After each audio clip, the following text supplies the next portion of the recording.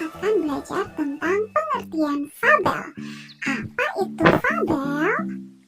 Nah, fabel adalah cerita pendek yang menceritakan dunia hewan yang tingkah lakunya seperti manusia. Nah, siapa yang suka membaca cerita?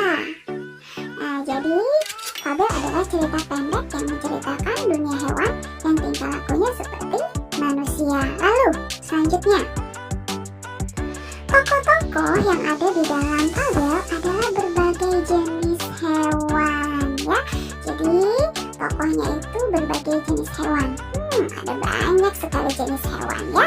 Nah, kemudian fabel disebut juga sebagai dongeng hewan. Nah, buat kalian yang suka membaca dongeng, apalagi dongeng hewan, nah berarti kalian membaca fabel, ya.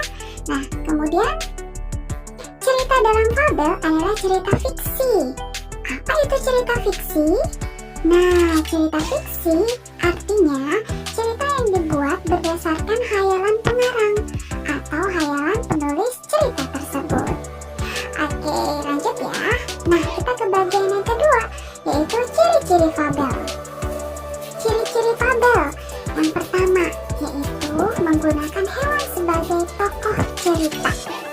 Lalu, tokoh hewan memiliki karakter dan sifat seperti manusia. Maksudnya, tokoh hewan di dalam cerita fabel tersebut bersifat seperti manusia, bisa melakukan aktivitas, kemudian bisa berbicara, dan sebagainya. Nah, kemudian memiliki alur cerita atau rangkaian peristiwa. Nah, maksudnya, jadi fabel memiliki rangkaian peristiwa atau jalan cerita mulai dari awal hingga akhir. Nah, kemudian ciri-ciri fabel selanjutnya memiliki pesan-pesan kebaikan di dalam ceritanya. Jadi, cerita fabel ini ketika selesai membaca kita mendapatkan pelajaran atau nasihat yang disampaikan oleh penulis atau pengarang fabel kepada kita pembacanya.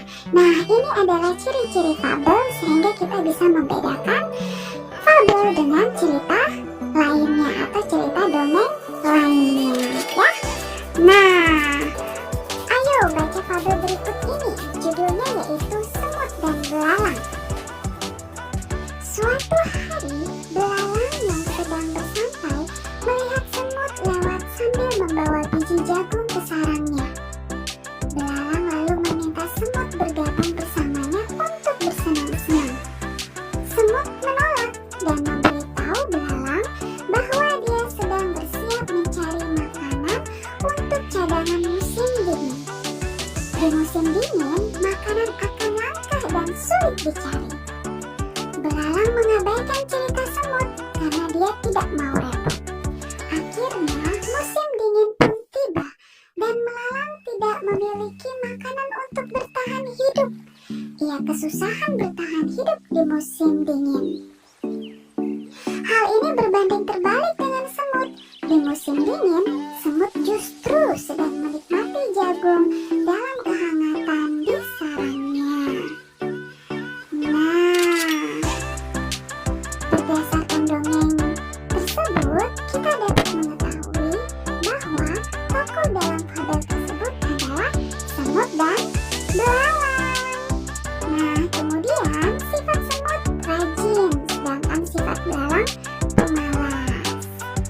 Selanjutnya, pesan atau nasihat yang terdapat dalam fabel adalah jangan menjadi anak malas dan dengarkanlah nasihat dari orang lain. Nah, berikut ini adalah contoh fabel lainnya. Ada serigala yang baik